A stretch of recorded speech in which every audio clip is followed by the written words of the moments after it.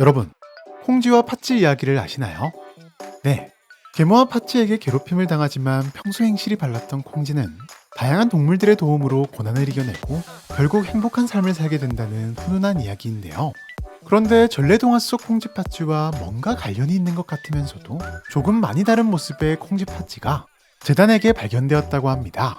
바로 오늘 소개할 SCP-008-KO인데요.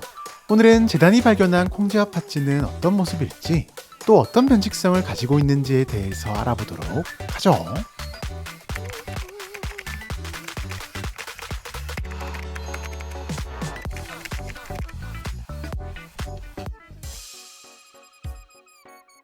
SCP-008-KO는 각각 008-KO-1과 -2로 지정된 암수 두 마리의 쥐인데요. 겉모습은 물론이고 몸 길이도 약 7cm 정도에 꼬리를 포함해도 15cm 정도밖에 안 되는 등 덩치도 평범. 실제로 평상시에는 유독 나무를 자주 갈짝이며 이빨을 관리한다는 것 말고는 보통의 생쥐와 다를 바가 1도 없답니다. 다만 이것은 비활성화 상태의 모습일 뿐 녀석들은 상당히 기괴한 변칙성을 가지고 있는데 바로 사람의 콩팥이 되어 살아간다는 것. 이게 무슨 말인고 하니 녀석들은 주기적으로 일명 활성화 상태에 돌입하는데 이때 녀석들은 평소보다 눈에 띄게 이빨이 발달한 채로 숙주로 삼을 사람을 찾아 나선답니다. 녀석들은 수많은 사람들 중에서도 아동학대 경력이 있는 의붓부모 혹은 아동학대 경험이 있는 사람들을 기가 막히게 찾아내는데 이후 빠르게 접근해 순식간에 몸속으로 파고들어 감쪽같이 사라져버린답니다.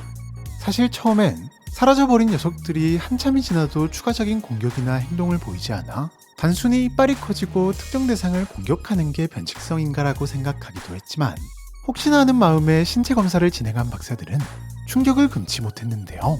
분명 콩팥이 있어야 할 자리에 008-KO가 콩팥인 양 자리 잡고 있었던 것. 게다가 더 이상한 것은 분명 녀석들이 콩팥을 대신하고 있는 상태임에도 정작 숙주는 불편함을 느낀다거나 건강상의 이상을 전혀 보이지 않는다는 것이랍니다. 다만 숙주는 극심한 죄책감을 동반한 우울증 증상을 보이기 시작하는데 이들은 박사들이 딱히 묻지 않았음에도 자신은 나쁜 부모였다며 평소에는 완강히 부인하던 학대 사실을 깔끔하게 인정하는 것은 물론 눈물까지 보이며 엄청난 후회를 하는 모습을 보였는데요. 네, 학대 혐의로 감옥에 잡혀 들어올 때까지도 죄책감이라곤 전혀 느끼지 않았던 사람들이 말이죠. 이는 콩쥐와 팥쥐가 가진 변칙성 중 하나로 추정 중이지만 이상한 점은 여전히 녀석들이 몸속에 있음에도 이러한 반성의 모습은 시간이 갈수록 점차 사라진다는 것이랍니다. 물론 콩쥐와 팥쥐의 변칙성이 이게 끝은 아닌데요.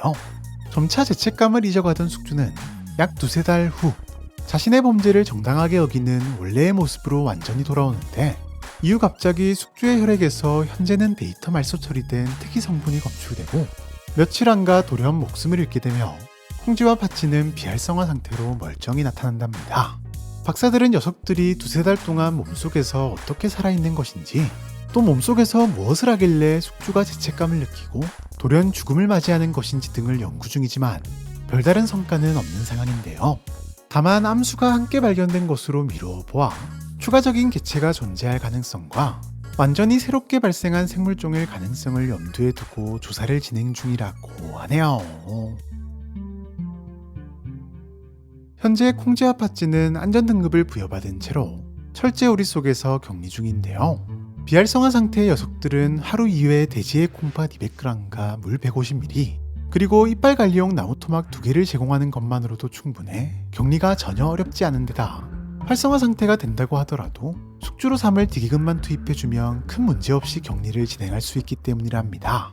현재까지의 관찰 결과 마지막 활성화 이후 약 일주일이 지나면 다시 활성화 상태가 되는 것으로 보이는데 특히 녀석들이 하루 종일 갈짝이던 나무 토막에 흥미를 잃는 순간이 활성화가 시작되는 순간으로 추정되는 바 12시간마다 상태를 확인해 활성화하긴 시 아동학대 관련 범죄를 저지른 디계급을 투입시키는데요.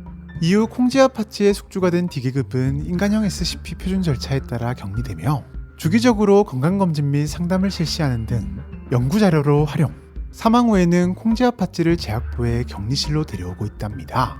이렇듯 지금은 확실한 격리 체계가 잡혀있지만 사실 처음에는 꽤나 고생을 하기도 했는데 처음만 해도 그래봤자 생지니까 그저 철장에 가둬놓는 것만으로도 충분하리라 생각한 박사들.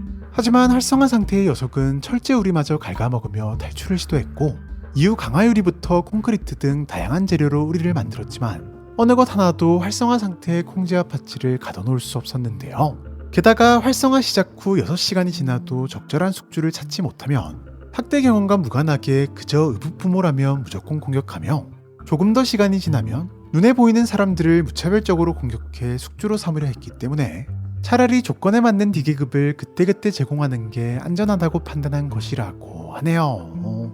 지금까지 사람들의 콩팥으로 살아가는 지돌이 SCP-008-KO에 대해서 알아보았는데요. 과연 녀석들이 아동학대자만 공격하는 이유는 무엇일까요? 혹시 이것이 녀석들의 정체와 어떤 관련이 있는 것은 아닐까요? 이에 대한 여러분들의 재미난 상상력을 댓글을 통해 남겨주시면 감사하겠습니다. 그럼 많은 댓글 남겨주시길 바라면서 우리는 다음 영상에서 또 만나도록 하죠. 안녕!